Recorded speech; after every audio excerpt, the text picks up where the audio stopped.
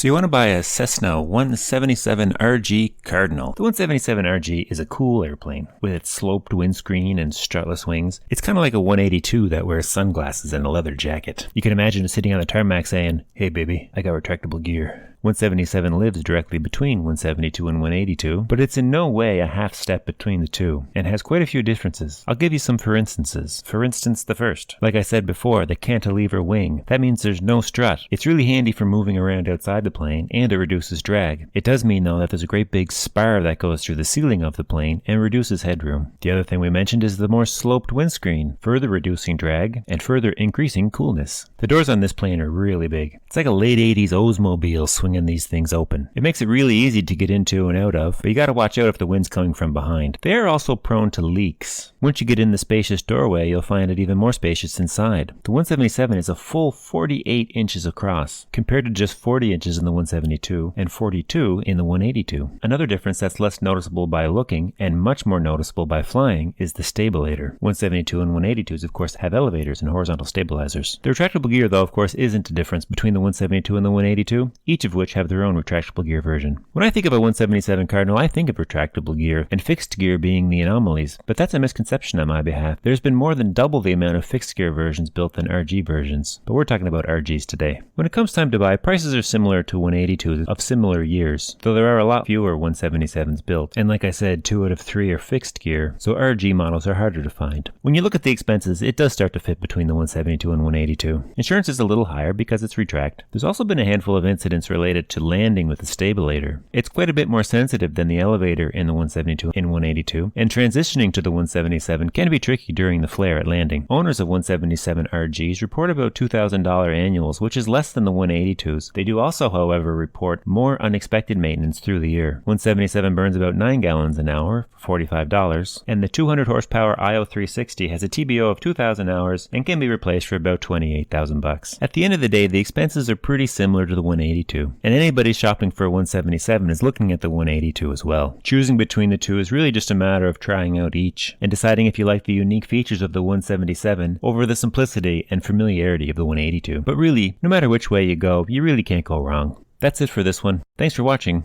See you in the next.